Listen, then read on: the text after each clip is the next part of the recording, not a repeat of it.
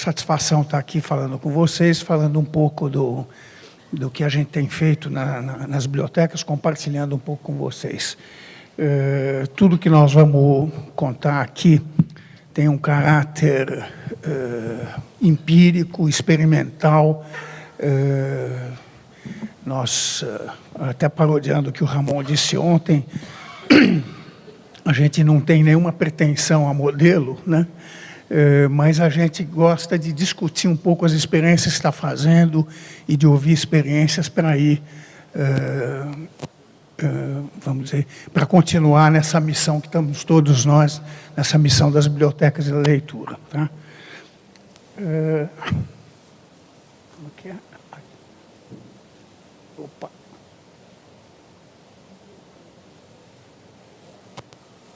Estou apanhando aqui do brinquedinho.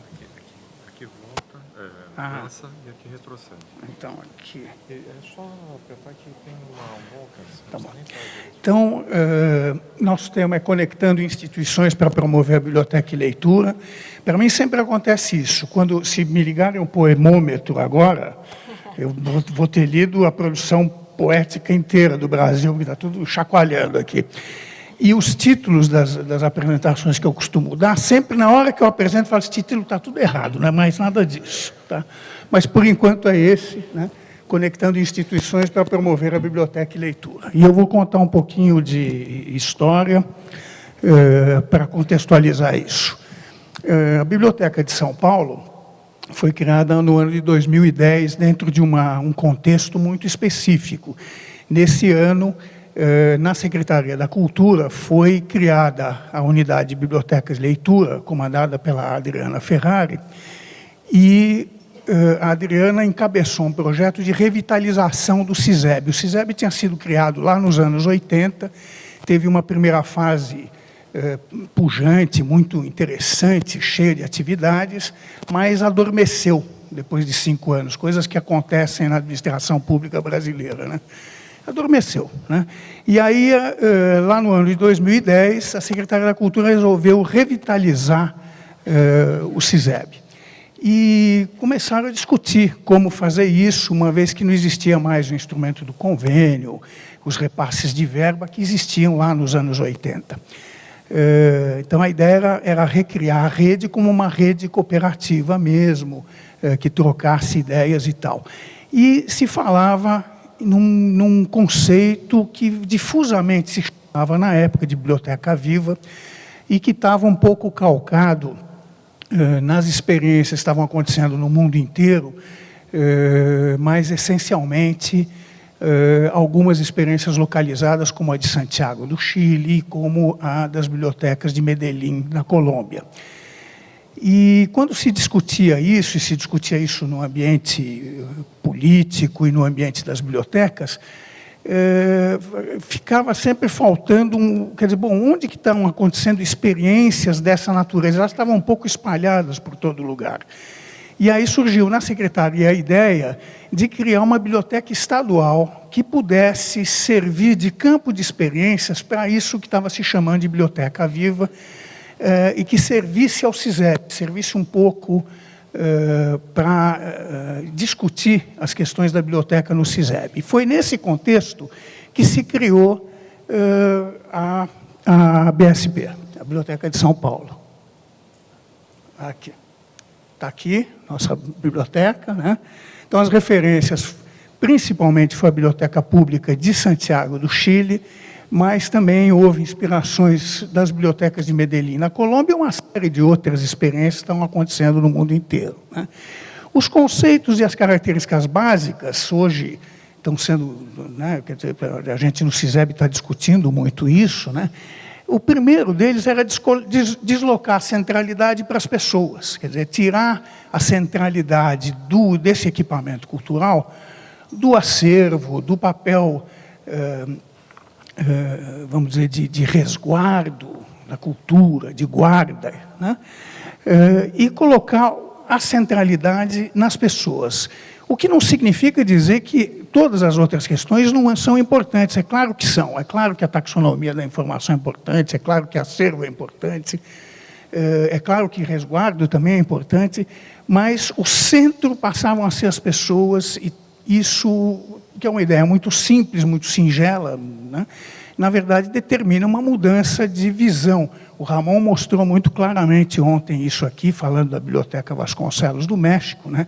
Como esse simples deslocamento faz a gente pensar diferente o modo como programa a biblioteca, como faz a programação visual, como expõe os livros e tudo mais, né?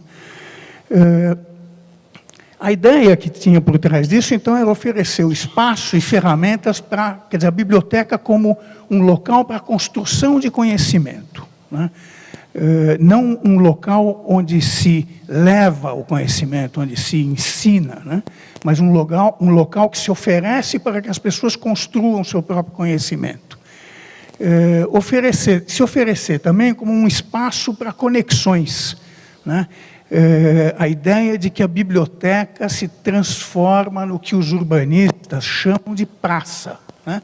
Costumam, né, usam como a praça como conceito, quer dizer, um local onde as pessoas, os cidadãos se encontram e se conectam, né? E, portanto, onde a diversidade é fundamental, né? Um local que é um refúgio também, e que é um espaço de liberdade. Eu tive recentemente na Argentina e ouvi um relato de uma biblioteca popular absolutamente emocionante, uma biblioteca numa cidade de tamanho médio, que estava se defrontando com o problema dos menores em situação de rua que descobriram a biblioteca e que começaram a ocupar a biblioteca. E que criaram um problema para a biblioteca, porque a biblioteca não sabia, quer dizer, como que a gente lida com esse fenômeno, né? E que começaram a discutir esse problema e formularam o problema de uma maneira que me pareceu muito apropriada, que é dizer, essas crianças são fugitivos, eles estão fugindo da família, fugindo das pessoas que querem institucionalizá-los de tudo quanto é jeito, né? Tem instituição para isso, instituição para aquilo e tal. Eles estão em fuga, né? E eles encontraram na biblioteca um refúgio, um lugar onde eles não são questionados. Ninguém chega e pergunta, o que você está fazendo aqui? Por que você está aqui? Né? O que te legitima estar aqui? Um lugar que simplesmente os aceitou, ponto. Né? E essas bibliotecárias, nesse momento, tomaram a decisão, que foi uma decisão fundamental, que foi dizer, nós não vamos fazê-los fugir. Nós vamos acolhê-los, nós vamos cumprir esse papel de refúgio, né? Então, essa ideia da biblioteca como um refúgio na cidade e como um espaço de liberdade. A biblioteca, no fundo, a gente viu ontem o Cristóvão Tesa, é o CT que está aí, né? O Cristóvão Tesa dizendo que a literatura não está a serviço da educação, não está a serviço da cidadania, não está a serviço... Ela não está a serviço de nada a não ser da liberdade, né? E a biblioteca, o próprio Cristóvão ontem comentou numa conversa depois, porque teve aquela conversa dele sobre a biblioteca, que ele falou, bom, não sei. Ele depois comentou, a biblioteca eu acho que é justamente o correspondente da liberdade, da literatura nos espaços, né? Ela é o espaço da liberdade, né? É o espaço onde as pessoas constroem o conhecimento, mas é o espaço da liberdade, é o refúgio, mas é o espaço da liberdade. E um conceito fundamental do projeto era a ideia de que essa biblioteca estava em aprendizagem constante, ou seja, não é modelo, né? Mas é um campo de experimentação, né? As consequências desses conceitos se refletem na biblioteca inteira, se refletem no projeto, no espaço, no desenho, nessa lista de assuntos, né? No acervo, na forma como o acervo se constrói, como se incorpora o usuário para construir o acervo, que tipo de materiais são usados, né? Nas relações com a comunidade, nos horários, né? De oferecer a biblioteca nos horários em que as pessoas podem ir à biblioteca, né? Na acessibilidade, e na acessibilidade pensada, quando a gente fala em acessibilidade física, pensada em termos de autonomia e de universalidade de atendimento. No modelo de gestão, né, esse 30-70 é a conclusão que a gente tirou de que, na verdade, na biblioteca, na BSP, embora ela tenha uma bela arquitetura, o projeto espelhe esses conceitos, né?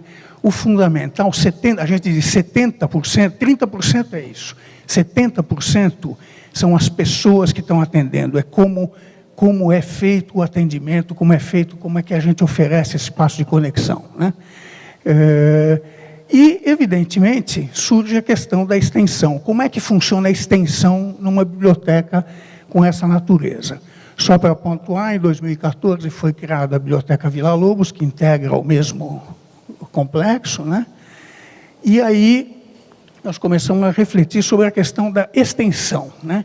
E quando a gente fala em extensão, um monte de questões incômodas aparecem.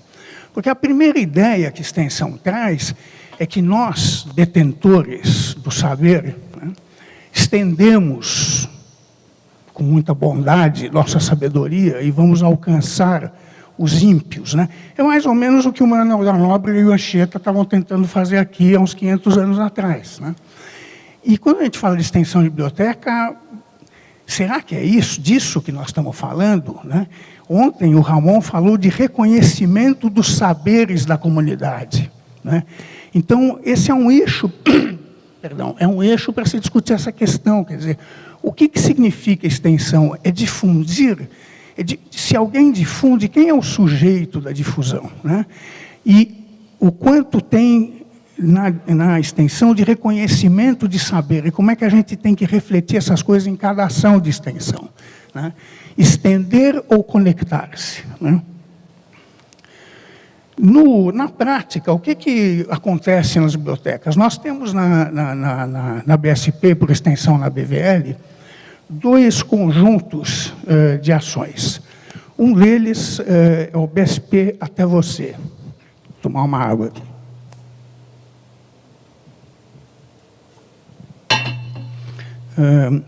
Nós estamos falando de ações de extensão que a gente promove nas comunidades e nas instituições vizinhas, cujo objetivo principal é criar vínculo, né? Então, a gente vai às comunidades vizinhas, às escolas, aos asilos de idosos vizinhos, para criar vínculos da biblioteca com essa comunidade. Nós temos na equipe, participa a equipe inteira disso, né? Quer dizer, todo mundo está envolvido, todas as equipes da biblioteca estão envolvidas, inclusive a equipe de serviço social, né? E a ideia é criar vínculos, estende serviços e, sempre que possível, tenta trazer a biblioteca, ou oferecer a biblioteca como espaço para essas comunidades poderem ir lá se conectar, né?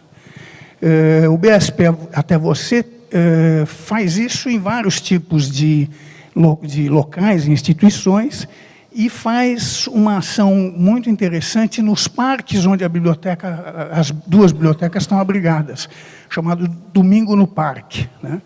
É uma ação muito interessante. A gente verificou, por exemplo, nós na BSP tínhamos um programa Bebelê, um programa de desenvolvimento de talentos para a criação de leitores em cuidadores, né? Basicamente é isso.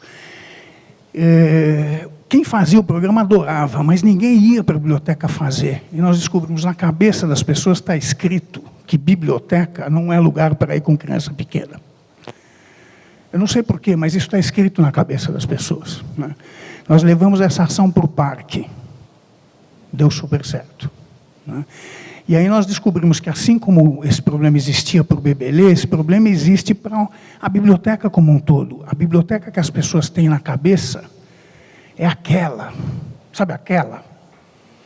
Aquela do livro velho, doado, empoeirado, estante enorme, os livros caindo em cima de você, a pessoa não está a fim de trabalhar, fecha às 4:30 da tarde porque eu tenho mais o que fazer e tal. É aquela biblioteca que eu tive na infância. Essa é a biblioteca que está na cabeça das pessoas. Então a pessoa vê, fala, biblioteca, vira e vai embora, porque isso aqui não é para mim, né? E o programa Domingo no Parque serve para mostrar as ações de biblioteca, né? E desmistificar um pouco essa ideia. Então, esse programa que rola nos 2 parques atrai um público imenso, que é um público que começa a transitar com a biblioteca, né? A outra ordem de programas que nós temos nós chamamos de Praleiro. O Praleiro também preciso contar um pouquinho de história. Ele era um projeto da Secretaria da Cultura, que não tinha nada a ver com as bibliotecas, né? Era um projeto que foi criado em 2008. O objetivo era incentivar intercâmbio cultural entre a população e os polos de cultura, seja lá o que isso queira dizer, né? Ele acontecia nos parques, praças, museus, estações de metrô e em bibliotecas públicas, e tentava fomentar a leitura como um ato de prazer. Esse era o lado bem interessante do programa, né? Em 2011, por força de contratos de gestão e por causa da criação da UBL, o Praleiro passou para o âmbito da Unidade de Biblioteca e Leitura da Secretaria e começou a ser pensado um pouco mais em conjunto com os projetos de biblioteca e leitura, né? E, a partir de 2013, começou a haver um movimento para incorporar ou para fundir esse projeto junto com a biblioteca, tá? Esse é um processo ainda em curso. O projeto ele é tocado por uma equipe que fica na sede da SP Leituras e que troca com a biblioteca e toca o programa. E essa é uma fusão que está em curso, né? Qual é a ideia desse programa? Quando esse programa surgiu, a questão que se pôs para a gente foi qual é o sentido de um programa desses em termos de política pública? Faz sentido a gente fazer programas de fomento ao gosto de ler, da leitura? Isso não seria enxugar gelo, né? É um programa importante, mas não tem um monte de gente fazendo isso? Será que esse é o papel do Estado, né? E dessa discussão surgiram 2 questões. A primeira questão foi, e essas questões vieram da prática, na medida que a gente ia executando o programa, né, nós fomos descobrindo algumas coisas. Nós temos uma prática de avaliação nas SP Leituras através de um instituto de terceira parte que nos auxilia na avaliação e que envolve todas as equipes nos processos avaliativos. Então, nós estamos em permanente avaliação, um trabalho contínuo, já feito há quase 4 anos, de modo continuado. E das avaliações começaram a surgir informações muito interessantes, uma dizendo respeito às instituições que estavam sendo visitadas pelo projeto. Em muitas instituições, a gente recebeu o retorno de que o projeto estava ressignificando o trabalho da instituição com o público que atendia. Que tipo de instituições eram essas? Instituições que trabalhavam com pessoas em situação de vulnerabilidade, as mais diversas. Presídios, albergues, hospitais, clínicas mais que hospitais, clínicas, centros para idosos, centros para crianças, centros para jovens, né? Por aí vai. Então, de um lado, essas instituições parece que começaram a sentir, olha, essa história de leitura, de espaço de criação literária, de discutir criação e leitura, é uma ferramenta muito poderosa e pode nos servir, né? De outro lado, como essas instituições tinham uma natureza extremamente diversa e o programa tinha que lidar com cada instituição de um jeito muito diferente, ou seja, em cada instituição que se chegava, tinha que se discutir quem é o público, o que está acontecendo aqui, que tipo de ação é mais interessante para esse público em termos de fomento à leitura, né? Surgiu, quer dizer, a gente começou a desenvolver uma espécie de saber fazer, né? Então, começamos a perceber que o programa, quer dizer, ele descobre que, por atender públicos em situação de vulnerabilidade social, junto a instituições que trabalham com essas populações, por meio dessa parceria, né, implantando ações de leitura e criação, né, e pela aplicação desse saber fazer que vai se consolidando com as experiências, né, começa a ocorrer transformação, né? Os requisitos para nós desses programas era, primeiro, que essas ações pudessem deixar um legado nessas instituições, que as instituições pudessem absorver essas práticas, esses conceitos e seguir adiante com elas, né? Ou seja, incorporar essa história da criação do espaço de liberdade através da leitura e da criação e fomentar e reproduzir essa situação, né? E que pudesse ser compartilhado com o campo das bibliotecas, ou seja, que essas experiências feitas pelo Programa Para Ler pudessem ser, de alguma maneira, compartilhadas no CISEB. Então, o objetivo do Para Ler é atuar junto a instituições que agem no campo social, né, pela promoção da leitura e da criação, pela criação desses espaços de liberdade em que a criação surge, né, através de espaços de construção e de troca, e trocar experiências com o CISEB, né.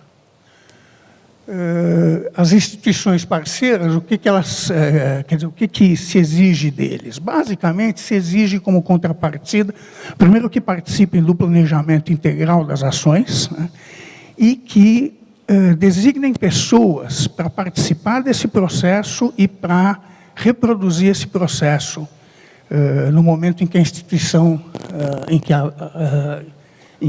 o programa deixa a instituição, né?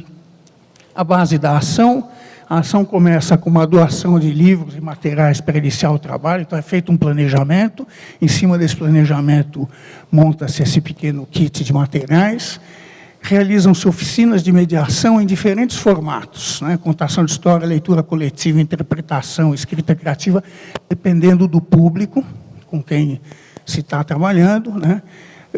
E capacita profissionais que atuam como multiplicadores dessas práticas, né? Sobre o saber fazer que se cria, quer dizer, isso aqui é um programa experimental, né? Nós nos baseamos no histórico de realizações, né?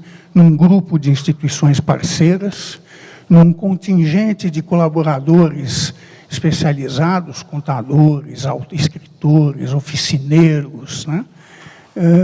E numa extensa rede de profissionais do terceiro setor que conhecem e divulgam o programa, né?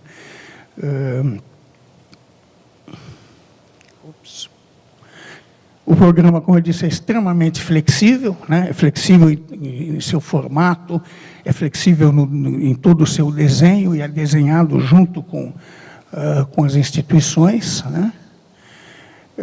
E existe, como eu disse, toda uma questão de avaliação envolvida, ou seja, nós fazemos uma avaliação com o público final, com os gestores e agentes da instituição, os mediadores fazem avaliação, a equipe interna faz avaliação e o Instituto de Avaliação de Terceira Parte faz avaliação. E isso se discute muito para gerar as novas experiências, né?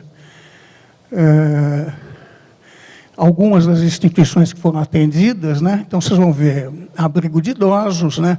Associação de Assistência à Criança Cardíaca, né? Que vem aqui para São Paulo, normalmente de lugares remotos, né? E que fica numa casa lá muito tempo, tem que voltar e tal, e fica um pouco largada, precisa de... Né? Albergues, casas de acolhida. Nós tivemos uma experiência muito interessante com o presídio militar Romão Gomes, que gerou obrigado, estou encerrando, que gerou um livro que foi publicado por iniciativa do próprio presídio, por iniciativa, em primeiro lugar, dos prisioneiros, por desejo deles, iniciativa do presídio e tal, que se chama Mentes Livres, né? Entre outras instituições, né? É isso, quer dizer, hoje nós estamos, quer dizer, como eu disse, nada está acabado, tudo está em discussão, a própria questão da extensão está em discussão na biblioteca, cada vez mais, e essas experiências que a gente tem feito têm servido para a gente discutir, a gente tem trabalhado, como sempre, muito em cima dos desacertos mais do que dos acertos, né? A gente tenta aproveitar os desacertos, né? E essas experiências estão, boa parte delas, disponível no site Aprender Sempre. A gente vai colocando à disposição sempre que pode, né? E é isso. Muito obrigado a todos.